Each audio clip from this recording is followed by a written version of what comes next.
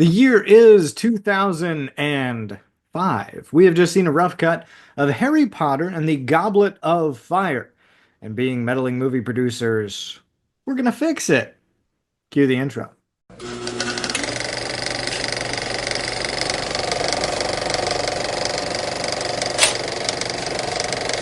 Hey everybody, welcome back to the Mirror Movie Universe podcast. I'm here joined once again by Brian. Brian, how are you doing, sir? I'm doing great, Dan. How are you doing? I'm doing fantastic. I've got a Harry Potter joke for you. Oh yeah? Lay Yeah. it on me. How did Harry Potter get down the hill? I don't Walking, know. walking. JK, rolling. Look at you. Um, That's really terrible. the best part about becoming a dad is the dad jokes. Yeah, You you have a do get to just license to like, them now. Yeah. yeah. I that sort of impulse never came to me. Like, Really? I'm four kids deep now, and I'm still like, I don't have that knack for dad jokes the way that other dads, it came so naturally to them. Oh my gosh, I love it. I've been doing I've got nieces and nephews who are in college now, and I've been doing this with them since they were little, doing funny voices and stuff. And like finally I get to do it with my own kids. I was at the library, this is a total digression. I was at the library and I was doing Ernie's voice with the Rubber Ducky song, and this mom was like, "That's really good." And I was like, "Well, I've been practicing for 18 years before I had children." So, yeah, it's amazing. Yeah. Anyway, back to the task at hand. Yes. Harry Potter and the Goblet Fire. of Fire.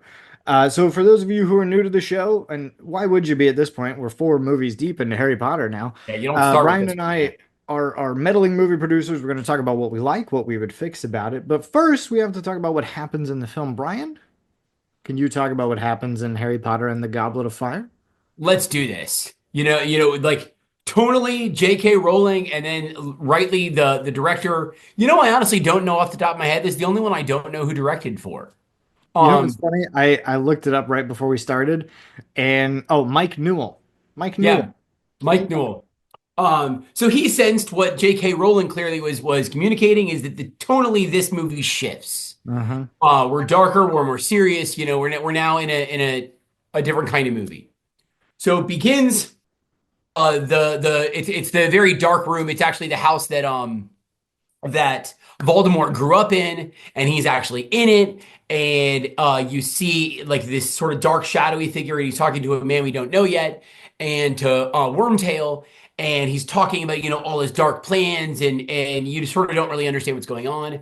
The old man comes in, and the snake sort of slithers past him, and then tells in snake language and parcel tongue that there's an old man outside. So he says, "Oh, kill the Muggle." So they kill the old man, and then Harry wakes up in the Dursleys with his scar burning. So in the book, of course, this happens, but it's sort of he wakes up not at the Dursleys. I guess he wakes up already at Ron's house, already in the Burrows, I think they call it. Yeah, yeah. Interesting. Like this is one of those fascinating things that they shift gears to sort of move the plot forward. So, anyways, he wakes up. He has this dream, and we've got this figure. We don't know who this man is, but he clearly is very important and very, very loyal to Voldemort. Harry goes to the World Cup with Ron and Hermione. It's wonderful. He's sort of captivated. He's struck by the Bulgarian team, who is a seeker like Harry, and their seeker is a guy named Victor Crumb, who's going to be Huh? very important in a few minutes. Um, they go. It's wonderful. Ireland wins. As they're celebrating back in their tent, all of a sudden the celebration turns very dark. They go outside. Harry's sort of knocked down, and when he's like loses track of everyone else. When he wakes up, Ron and Hermione are there with him. The dark mark is up in the sky. He doesn't know what this thing is yet. And a bunch of ministry officials are after him and about to attack him. Ron's dad steps in and says, "No, no, no, no, no, you've got the wrong guy." And Harry says, "I saw somebody. He went this way." And they all sort of chase after him. And then he moves on. But his scar is burning very badly, and they don't know what this dark mark is, and they sort of piece together that this is actually Voldemort's symbol. And only a very dark wizard would have had this sort of gall to muster this symbol so blatantly and intentionally to embarrass the ministry. Hmm. So he's now back at Hogwarts. Sirius is not there. Sirius is, of course, still on the run. Um, but when they get to Hogwarts, they realize this is a very special year at Hogwarts, and that two other schools have been invited to Hogwarts to spend the school year there. That is I forget what they're called, something from Durmstrang. Um, Durmstrang and the Beauxbaton. and the Beauxbaton, but they call the students there something from Durmstrang. But yeah, Durmstrang and Beauxbaton are the two schools who have witches and wizards represented now at Hogwarts. Um, and they find out very shortly that they're there because there's this new not Quidditch World Cup, this new Goblet Triwizard of Fire Tournament. Yeah. Triwizard Tournament that it's all based on this I said the Goblet of Fire that you put your name into. It spits out three names, one name from each school, and they get to be the Triwizard champions, and they'll compete to see who the winner is. They do this. Harry's name gets spit out, and they don't know how. So there's Hogwarts gets one champion, that is Cedric Diggory. The Durmstrangs get one champion, which they find out is Victor Crumb, the Seeker, who Harry was so impressed with. And the Beauxbatons get one, which is Fleur Delacour. So they have their three champions, and then all of a sudden this fourth name pops out, and it's Harry's, and they don't know what happened. And this sort of sends Harry down a very miserable spiral for the year because, for lots of reasons. One, he runs into Ron's jealousy. Ron is really frustrated that Harry once again is getting all the glory. Harry once again is getting all the attention, and Ron really wanted the glory. If we remember all the way back, actually, I'm not even going to editorialize back to Ron's desire for glory in movie one, but there's some foreshadowing that's happened in movie one that sort of shows Ron's desire for glory. So, moreover, the rest of Hogwarts is all supportive of Cedric. So Harry's house, all the Gryffindors support Harry, but everybody else, the Slytherins, the Hufflepuffs, and the Ravenclaws are all sort of pro Team Cedric. The Hufflepuffs especially are cruel because they finally have a champion. Hufflepuffs are sort of overlooked all the time, and they finally got their guy. And they're very, very bitter at the fact that Harry's name got pulled out and Harry's pulling away the glory from their own champion. They have a new professor of defense against the dark arts teacher, a guy named Mad-Eye Moody, whose first name is Alistair, spelled the same way as my son Alistair. Hey, look at that. So Alistair Moody is the defense against the dark arts teacher. He's gruff, he's cruel, but ultimately does teach them a lot about dark arts and teaches them how to think like a dark wizard. So I don't know if they're quite drawn to him, but they're at least learning in this class, which is something they had last year with Lupin, but they're getting a little bit also.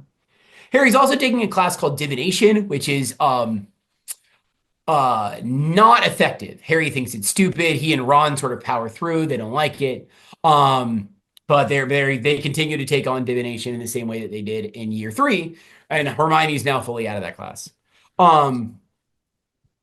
Harry continues to play in the Triwizard Tournament. He doesn't know what to do, but he does get a little bit of help. He finds out through Hagrid that the first challenge is he's going to have to fight or battle a dragon. He finds this out because Hagrid sort of gives him a heads up. He puts the cloak on him and sort of sneakily shows him, hey, it's dragons. Harry feels bad that he's got a leg up on the other champions. He pieces together that, Flora's headmistress is also a half giant, so she's sort of connected to Hagrid, so she's going to find out. And Durmstrang's there as well, so he's going to find out. Do you remember the head of the Durmstrangs? Dolokhov. Yes, Dolohov, maybe. Dolokhov. Yeah. But he's going to find out too. So Harry realized, the only guy who doesn't now know is Cedric. Mm-hmm. So Harry tells him, Harry gives Cedric a heads up. Hey, the first challenge is going to be dragons. They go into it. Harry's terrified. He doesn't know what to do. Alistair Moody gives him some coaching and says, hey, bring your wand or get your wand. So he uses a charm to sort of Accio his wand, or not his wand, Accio his broom. His broom shows up, he fly around. He gets this egg at the end of that challenge. So now he's past that challenge. He and Ron reconcile after a little while. Everybody's sort of happy. Harry's relieved that he passed the first challenge. They have a little dance. It doesn't sort of drive the plot forward, but they do have a dance. It sort of shows Harry's awkwardness. It doesn't, I'll sort of gloss over that, but at least mention it. Um, Harry has a little crush, a girl named Cho. Cho is actually, much to Harry's dismay, actually goes to the dance with Cedric. So Cedric's now like both like Harry's enemy in his personal life and enemy in the Triwizard Tournament. Triwizard Tournament also takes the place of Quidditch, so Harry doesn't have Quidditch this year, which is also a challenge for him. Um, they move on to the second challenge. Harry again won this egg. He doesn't know what to do with it, but Cedric now returns the favor and says, "Put it underwater. See what happens." He says, "Go to the bath." Harry pieces it together, put it underwater, and he gets a second challenge, which is um, this underwater challenge. Something's going to be taken from him that he cares about, and he's got to go find it in the lake. So Harry gets some help this time. He has no idea what to do. He's gonna have an hour to look. He can't breathe underwater. He's terrified again. But this time he gets some help not from Hagrid, but in fact from Neville Longbottom. And Hmm. Neville is the one who says, "Oh, use gillyweed. This will give you gills." So Harry now gets some help from Neville. He swims. It turns out underwater he saves Ron, but he also saves Flora Kerr's sister. So he gets out and he ends up getting second place. Cedric is now in first place. I'm sorry, he gets second place in that challenge, but because Harry did so well against the dragon, it actually puts him in first place overall. So Harry is now in first place compared to the four champions. Cedric is shortly there behind him. They move on to the third challenge. It turns out to be a maze. They go to the maze, and the end of the maze, which should be the end of the Triwizard Tournament, is the cup, the Goblet of Fire. Hmm. And when Harry gets to the goblet, it turns out it's a port key. But when he gets there, he and Cedric sort of have this mini battle. They both get there at the same time, and they say, "No, you touch it first. You help me." And Cedric says, "No, you touch it first. You help me first with the dragon." And they say, "You know what? Let's let Hogwarts have both champions. Let's touch together." They touch together. It's a port key. That's a trick that takes them to the cemetery where, in fact, a Wormtail and Voldemort are. Um, in this cemetery, Voldemort immediately kills Cedric. He wraps up Harry, and he has Wormtail sort of concoct this potion that is going to bring Voldemort back. Voldemort does come back with his body. He takes some blood from Harry himself, which then breaks the curse that his mom, or breaks the protection that his mom had given him, because Voldemort now has the same blood Harry does. Um, and Voldemort is now back. At the very end, Voldemort summons all of these Death Eaters. It's the first time we're introduced to these Death Eaters, these sort of flying around evil people who are all very loyal to Voldemort. And ultimately, Voldemort tries to kill Harry. They battle, their wands connect.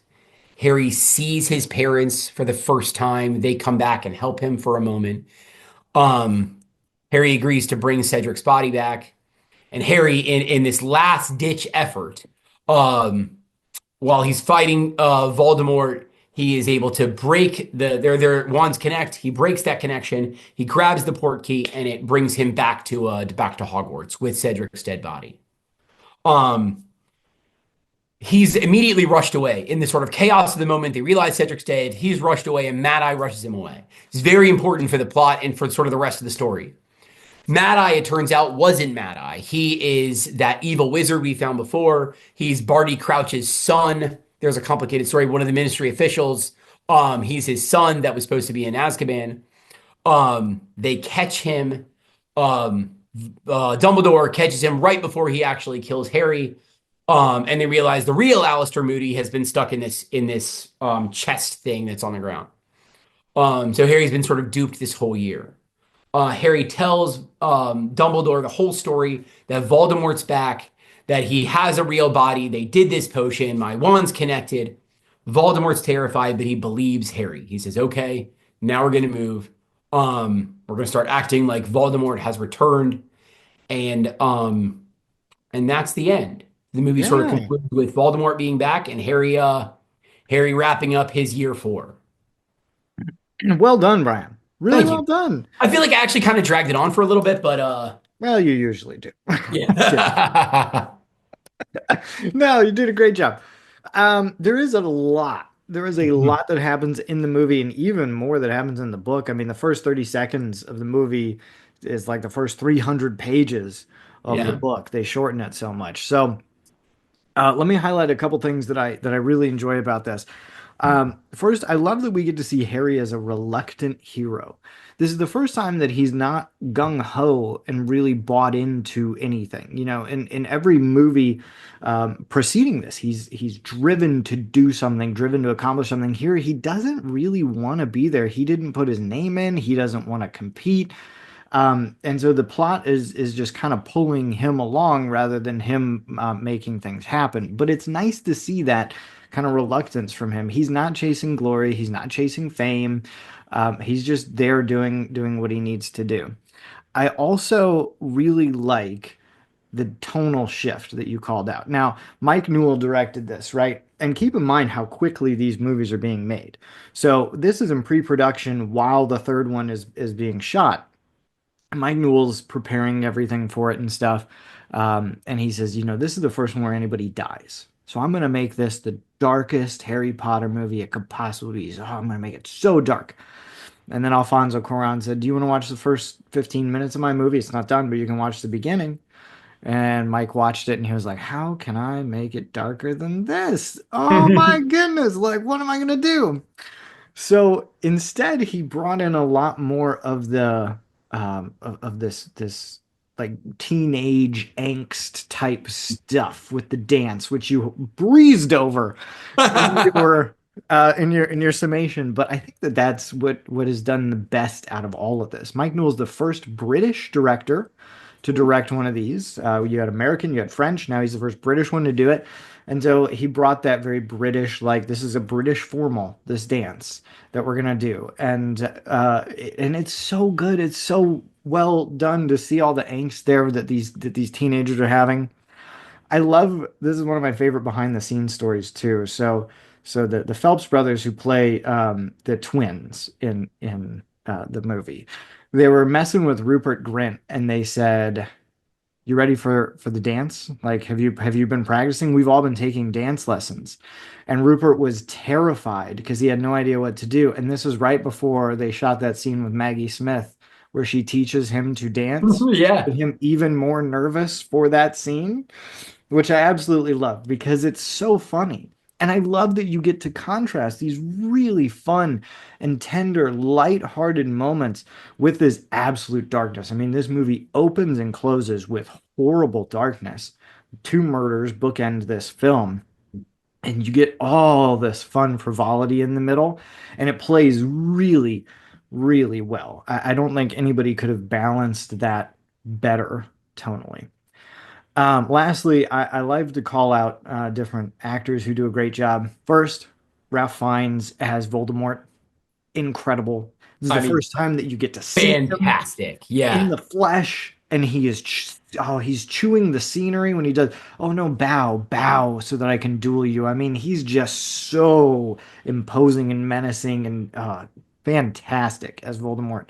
And the other person who should have got a shout out long before this film um, is Emma Watson as Hermione Granger. She's incredible, just incredible, and she's really comes into her own here. The whole heartache that she goes through with Ron and everything.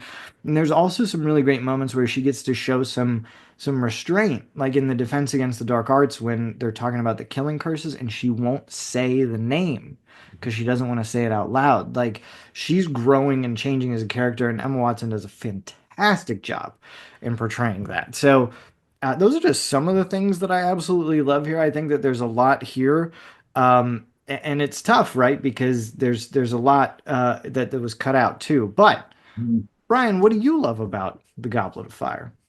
You know, I briefly alluded to this when I was giving my movie summary. Is that this one actually strikes because it's this tonal shift. It feels a lot like movie one again. So it's like we get a trilogy in the first three, and we get a sort of well, not I guess a four part, but really a five part because seven got two movies. Um, but this is the beginning of this new section. And just like movie one, movie four, it goes back into world building mode. So right, movie one builds Hogwarts, it builds the magical world, it builds the sort of rules of magic and sort of how it works.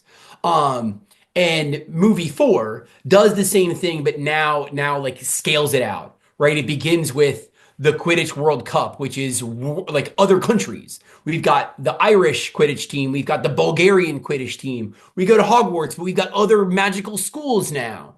So magic is being taught elsewhere on the planet, like a little bit in France and a little bit in actually they never tell you where Durmstrang, not even the books. Like it's a closely kept secret among the students, so they never say where it is. But it's clearly someplace that's like Eastern Europe, Soviet bloc style, Hmm. because they're like clearly Russian, um, or at least Soviet of some sort. Yeah.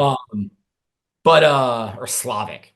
Anyways, they do all this world building again, and they likewise build the Ministry of Magic. Hmm. Ministry of Magic now has this much larger role, and we've met the Minister of Magic a few times, but he's somewhat of a caricature. But now you've got all these different people that are involved, and you've got the Aurors who are like dark magic fighters. You just got a lot more going on here, and you get a sense that like the magical world is a much, much bigger world. And then it concludes, of course, with Voldemort's return, the most evil, imposing figure in all of the magical world. This isn't like he's not just a bad British guy. This is a bad guy in the whole magical world everywhere on planet Earth. Um, and movie four, I think, does a really great job just building that world and sort of expanding it outwards. Um, the other thing I really liked, and you touched on this as well, is it is a little bit like a teenage movie, Hmm. right? It's a movie for teens and about teens. You've got Ron sort of jealous of Harry and his glory. You've also got Ron jealous of Crumb because Crumb has this crush on Hermione and he's giving Hermione all this attention. Hermione goes to dance with him and he was going to ask her. And so he takes this other date that he doesn't even like and refuses to dance with. And Harry, who's got a crush on Cho, but Cho is actually with Cedric. You got, this is just the like teenage problems. And he does a good job of developing this, and it's fun to watch. They're not little children anymore. Their problems are more adult. Um, and I think it's really fun to see all these characters now growing up in a really profound way. And I think that the movie just does they cut a lot, which I could talk about a little bit when I get to my fix, but I think that part they really did keep the darker tone and that teenage angst makes for like a really good transitional movie between the kid movies of the first three and the much, much more adult serious movies of five, six, seven. So it almost like handles it's itself, it's the teenage movie in the Harry Potter world. And that's kind of cool. So those are some of the things I like. I will also shout out Rupert Grint, or not Rupert Grint, I'm sorry, Ralph Fiennes, Yeah. who just nails Voldemort. Yeah. He's just he understands the character. He understands that he has to be evil and he has to really, really hate Harry Potter. Um, because Harry Potter took away not only his power, but Harry Potter took away his glory. Yeah. He is the most powerful wizard, and this little kid, in fact, this punk little baby, beat him. Yeah. And he wants to just knock Harry down all the way down. Yeah. And that evil, that hatred really comes out, especially there at the end. Yeah. Um, yeah, so I think he really, really brings it home for The me. way So he chews the scenery, the arrogance in the way he carries himself, it's like chilling oh and yeah. ultimately winds up being his own downfall, like really well portrayed. Really Yeah. beautifully. Yeah. So, but Dan, we can't just like this movie. I know. Now gotta fix it. We gotta fix it. So, rewatching this one, I was like, oh my gosh, this is so much was cut out of the book. The movie is still over 2.5 hours long. Mhm. And interestingly enough, the screenwriter, Steve Clives, really wanted to make this part one and part two. And the producers like quashed it. And he struggled. He had a really hard time deciding what to keep in, what to keep out, and everything. So I was going back and watching it and I was like, oh, what would I put in? What would I put in from the books? I feel like there's so much cut here. What would I put in? Interestingly, the screenwriter struggled so much he didn't do the fifth one because he had such a hard time with this. But I was rewatching it, and instead of putting something in, there's something in it that bothered me so much upon rewatch. Right in the middle of the movie, there's this like cute little montage of like boys liking girls and stuff. And it's like the music is all fun and jovial, and it's like girls giggling and running away from boys and crap. It's fine. Right in the middle of it, though, you see Hagrid talking to Madame Maxime. Fine. He has a little crush on her. That's all played out well and good. But what bothers me is that in the right when that's all happening, Hagrid's telling her his backstory, which is incredibly tragic. Hmm. Okay? He's talking about how his mom died, his dad like or his dad died, his mom left him, and Uh-huh, that's he's right. alone in this world and he's opening up to her about it. The music, because it's part of this montage, is all fun and jovial under this, which is a really weird tone to hit. And so at first I thought, oh, I'm gonna go after the music, but then I thought, what can you do? Like, are you gonna really like shift the music dark for 10 seconds while he talks about this? That doesn't make any sense. No, the problem is the editing. It's a very heartfelt scene that the editors didn't know where to put. So they were like, oh, let's just throw it in this montage. It's cute.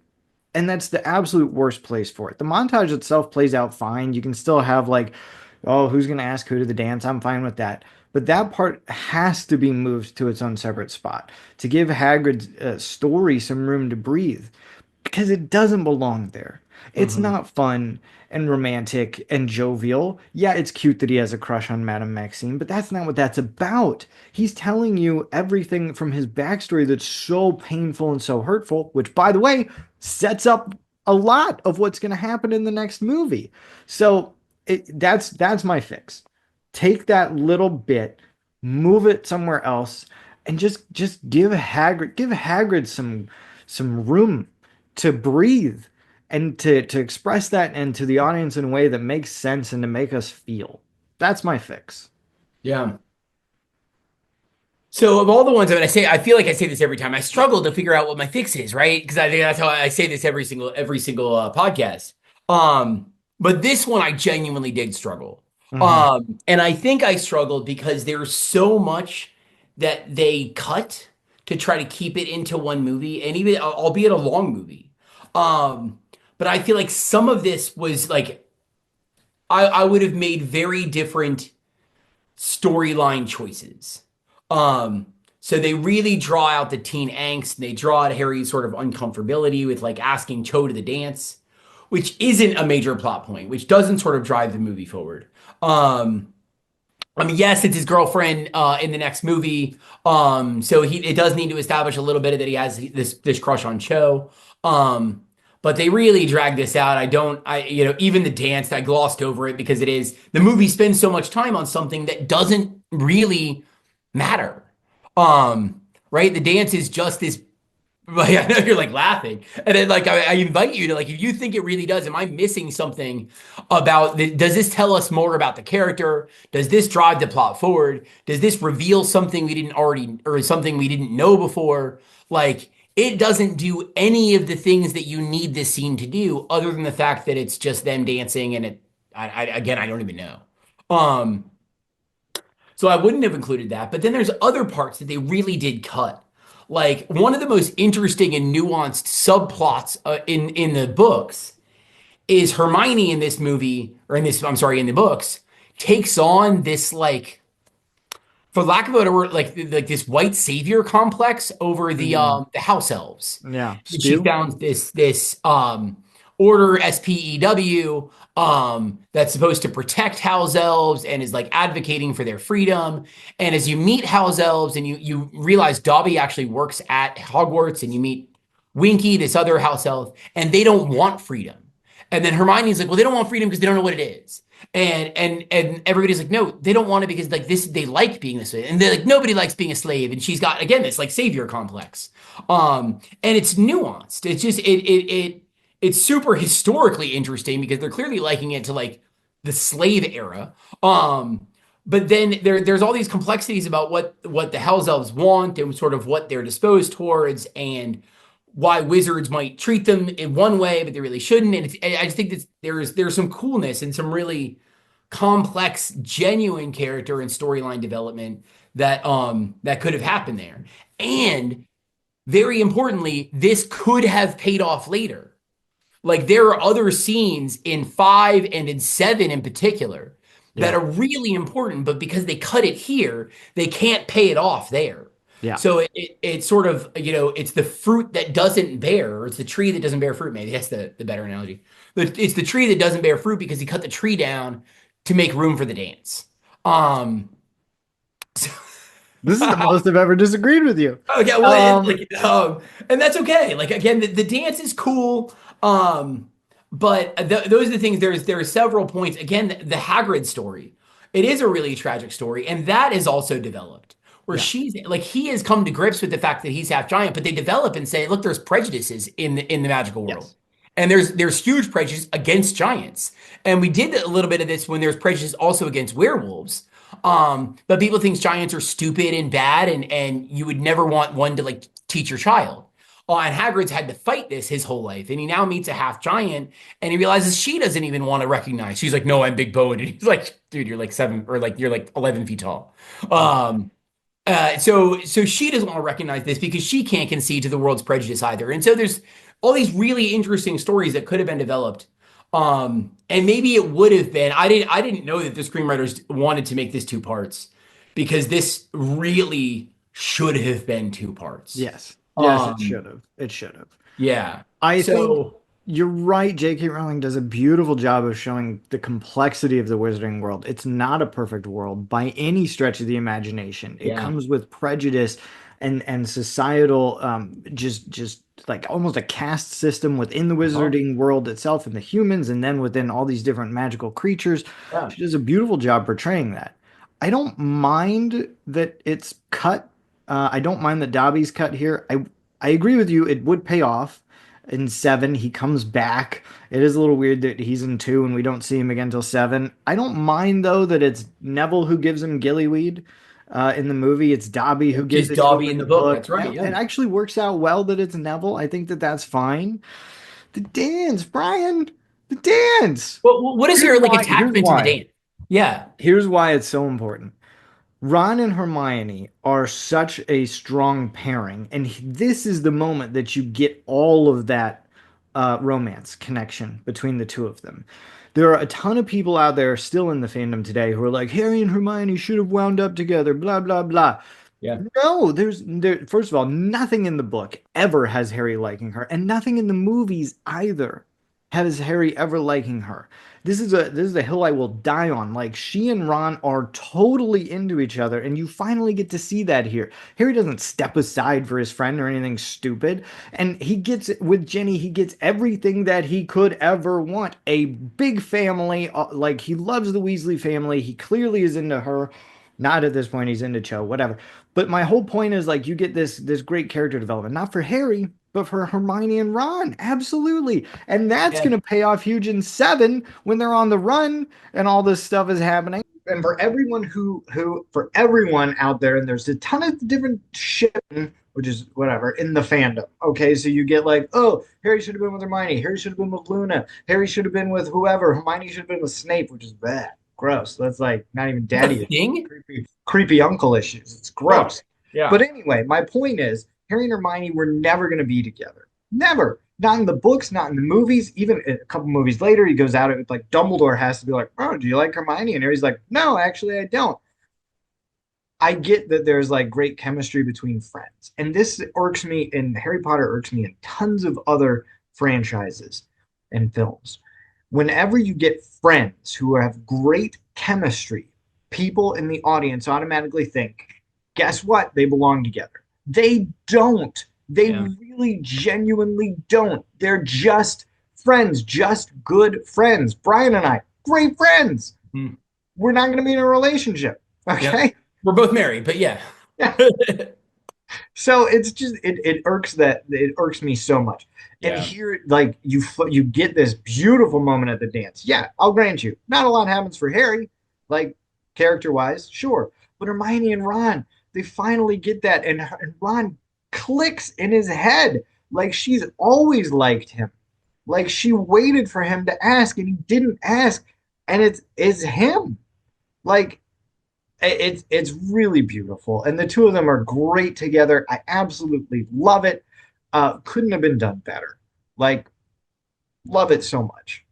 I will give you. I do think Dan, you're right. Like you have persuaded me to the value of the dance scene. Because it does establish like that Ron and Hermione have this romantic connection and like a distinctly romantic connection that they both desire that neither acted on. Hermione's waiting for Ron, and Ron's too much of a coward to sort of move forward. And that does bear fruit over and over again in the future. Yes. With every new relationship, with every side comment, with every, when Ron gets a girlfriend in six, it's Lavender, and finally when they have this huge fight and Hermione's heartbroken in seven, part one, and they reconcile by the end, it does just continue to bear fruit. And this is, you're right, the first point where we get a glimpse into that. Um, touche. Well, Like, thank you. Thank you. That was the one. I couldn't believe that you wanted to cut that. I was like, dude, you work at a high school. Do you just hate high school dances? Like you're just like, get rid of them, these kids no, I in think it's there. fine. Again, I think dances are a blast, and you have great memories, and kids really like it to get dressed up, and like it's just the nature of my work is that I'm required to go on all these dances, so I don't mind. I'm not begrudged the dances. It's that when you're stuck making one movie and so much content jammed into 2 hours and 28 minutes, like you got to make some pretty deep cuts there, and that made it. And like the prep for the dance and the outfits for the dance and the asking people for the dance and then the actual dance and then the after party of the dance. I mean, shoot, I bet if you cut all that, you probably save yourself 40 minutes. You probably do. I Yeah, mean, like keep in mind though, target demographic. These are teenagers that you're going for. that's So true. Yeah. So but you're right. No, and there's a ton of stuff that they cut. Like I said, they cut the Dursleys from the beginning, so you don't get like. And in the book, it's one of the most funny scenes where they bust into the fireplace to get Harry and pick him up to go oh, to that's the right. thing. Yes. It would be so great to see that play out on film, and we don't get that. And Like exposition. I mean, you get so yes, much exposition when Harry's in the cemetery, and it does like they do a good job, I think, of sort of truncating this down. But there's a ton there that you find out what Wormtail's been doing, why Voldemort can't get a body. You meet each one of the Death Eaters, and yes, ones are missing, and they make all these allusions to the future. Um, and you get it like why, like how Voldemort figured out that Harry was protected, how he got around that. So why isn't Harry protected by his mother anymore? Because they used Harry's blood. I mean, all of this great exposition. That all happens then. And then when Dumbledore finds out, so this is interesting. So you don't realize this until the beginning of five, but it's actually at the end of four that Cornelius Fudge, the Minister of Magic, turns on Dumbledore. Like, mhm, and so they become at the end, he's like, Voldemort's not back. Voldemort's not back. And Fudge is like an idiot. yeah, I mean, he's so stupid and refuses to listen to reason, refuses to see evidence. And the what's the word? The rupture happens at the end of four, not at the beginning of five, where we pick it up from the viewer just watching the movies. You pick it up in five. yeah, That the magical world has split over whether Harry is telling the truth. yeah. There's so much here. Yeah. There's so much, and you know what? Sound on in the comments. Like, what from the book would you most like to see included or expanded? I mean, Rita Skeeter, another thing that was really truncated here, uh, Yeah. that had like major implications in the book, and Hermione has this great like thing where she figures out how she's doing it. She's an animagus. Not here at all. Yeah. So that's another thing. Do you think Dobby should have been in Spew? What else was missing that should have been put in here? Because there is a lot that was Yeah. cut. Uh, Yeah. wow. This is Yeah. the most animated discussion we've had, and I appreciate. I don't want it to end, but I don't have anything more. So Yeah. please like and comment and subscribe. Tell us what we missed. Do you think that Hagrid's thing is fine? Just thrown in that little thing. Am I way off base? Is Brian right? Should we cut the dance? Should we just kids don't need dances? Let's just get rid of it. Make it 2 minutes long. Who cares? Put in some other stuff. What would you add from the book if you were going to add some extra stuff to this? We didn't even talk about how Doctor Who is in it. I mean, there's just so much Oh, in that's this right. That guy plays Doctor Who. The whatever it's here. This is the 10th yeah, Doctor. So so much, so much that so we much. that's here to talk about. Please keep watching because we're gonna do the Order of the Phoenix next. I'm very That's right. excited for that one. Me too. And yeah, this All is right. this is the part that Brian always messes up. So we'll see if No, he I'm gets ready. I'm there. I'm there. You want me to start it? go for it. You start. I love you guys, and so do I. Oh my gosh. That's it, right? No, not even. What the click? I'm definitely. All right. What is You, it? oh man. All right. So thank you for watching, everybody. God loves you. And so do we.